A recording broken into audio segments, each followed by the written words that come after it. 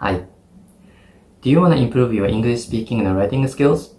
If so, welcome. You have come to the right place. Even though I am not a native speaker of English, I have gotten 8.5 in IELTS writing. And if I can do that, you can do that too. Today I'm going to show you my response to a mock test of IELTS writing task 2. After that, I review my own response in terms of the 4 scoring criteria.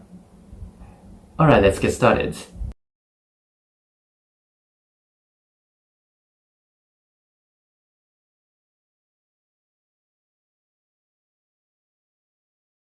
Okay, here is my writing response, and you're looking at my first body paragraph.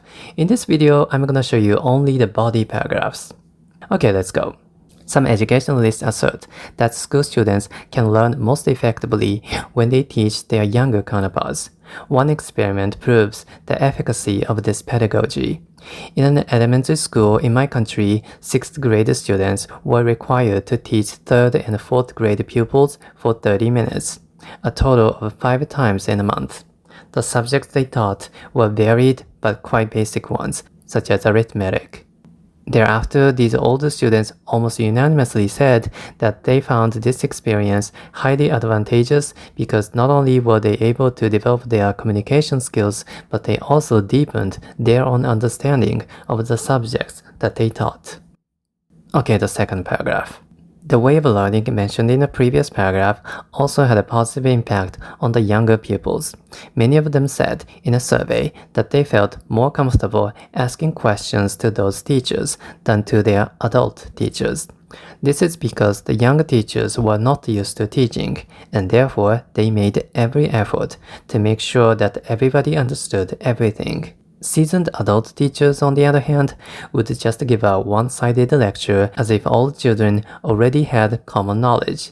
Therefore, the 3rd and 4th grade learners appreciated this opportunity. Okay, the last body paragraph. However, this lesson does not always produce favorable results. Some people fear that those young teachers might inadvertently give the wrong information to their younger counterparts. After all, they are not professional teachers. If a lower grade student asks their senior how clouds form in the sky or who discovered gravity, the senior student might say something not based on the fact, not even feeling guilty about it. And if the younger student memorizes the wrong information and fails in a final exam when they are in high school, nobody will be responsible for their failure. Thus, such student-to-student teaching should be always supervised by adult teachers. Okay, now let's go over this response of mine using these 4 criteria. Let's start with task response. Task response evaluates how I answer the question and how much I develop the topic.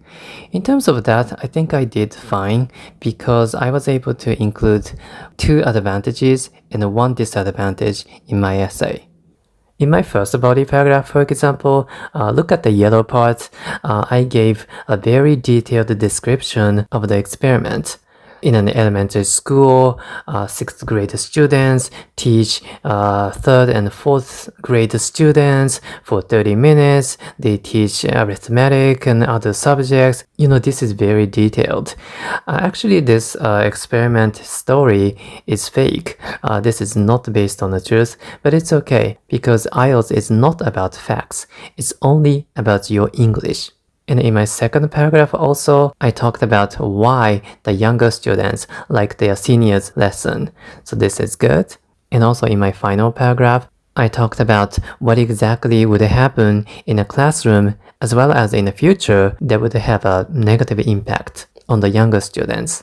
So like the younger student asks their senior how clouds form in the sky or who discovered gravity. If they give the wrong information, they might fail in a final exam in the future. So this is very detailed, isn't it?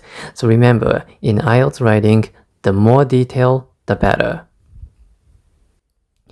Okay, let's move on to coherence and cohesion.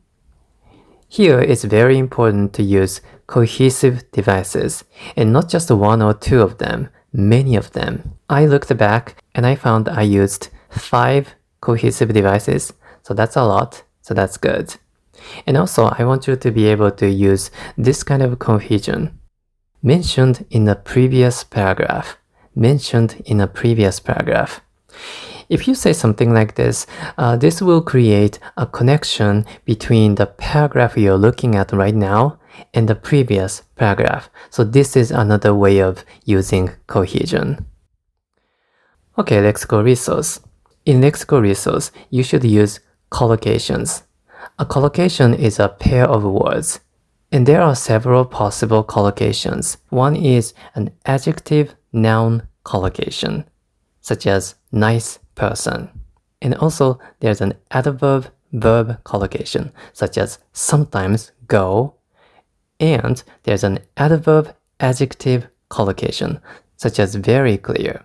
In my second body paragraph, I used one-sided lecture. One-sided lecture.